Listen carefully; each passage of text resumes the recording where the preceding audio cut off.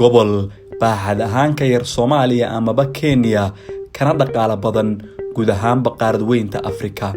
Gobol hooy u ah in ka badan 157 bilyaneer iyo in ka badan 660 oo milyaneer ah.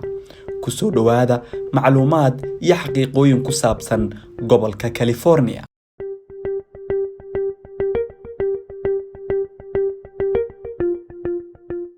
California waa gobol dhaca koonfur bari dhulweynaha dalka Mareykanka kaas oo saaran badweynta Pacifica. Waxa uu ku fadhiyaa masaafo gaaraysa 423,000 oo kiiloomitir oo isku wareega. Wadanka Sweden ayaa ka baaxad weyn amaba Kenya. Sidoo kale Nigeria ayaa 2 jeer ka weyn amaba dalka Pakistan.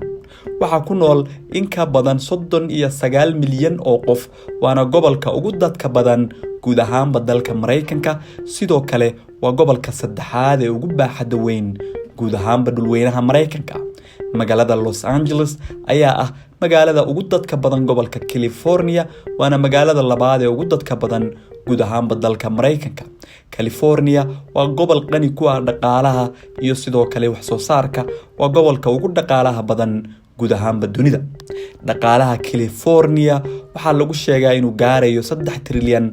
Haddii ay California dal ahaan lahaydna waxa ay noqon lahayd dalka shanaad ee dunida ugu dhaqaalaha badan. Sida la og yahay, gobolka waxa uu ka dhaqaale badan yahay dalalka sida UK, France, India iyo sidoo kale dalka Brazil oo safka hore kaga jira guud ahaan dalalka ugu dhaqaalaha badan caalamkan aynu ku noolnahay. Marka 7 meelood loo qaybiyo dhaqaalaha guud ee dalka Mareykanka, meel kamid ah waa gobolka California. Dhaqaalaha 3 trilyan ka badan iyo dakhli sanadeedka qofka California ku dhaqan ee soo gala oo markaa gaaraya 76,000 oo dollar ayaa lagu sheegaa in ay ka dhigayso gobolkan midka ugu dhaqaalaha badan. Sidoo kale marka laga reebo dalalka Mareykanka, Shiinaha, Japan iyo sidoo kale Germany, inta kale ee soo hartay dalalka caalamka waxaa ka dhaqaale badan gobolka California. Si lamida gobolka waxa uu ka dhaqaale badan yahay guud ahaanba qaaradaha Afrika iyo Australia oo la isku daray. Waxa kale oo uu ka dhaqaale badan yahay guud ahaanba qaaradda koonfurta America oo ay ku yaalaan laba dal oo markaa kamid ah dalalka 20 ee ku horumaray dhanka warshadaha. Waa gobol laga helo dad leh kumanaan jinsiyadood oo kala duwan, waxaana uu hooy u yahay bulshooyin kala nooca. Waxaana sidoo kale uu hooy u yahay 3 kamid ah 10 sharikadood ee ugu qanisan caalamka. Sidoo kale 3 kamid ah 10 qof ee dunida ugu hodansan ayaa ku nool gobolka California. Waxaa sidoo kale ku nool rag badan oo bilyaneer ah oo uu ka mid yahay Elon Musk, Larry Page iyo rag kale oo maalqabeena ah.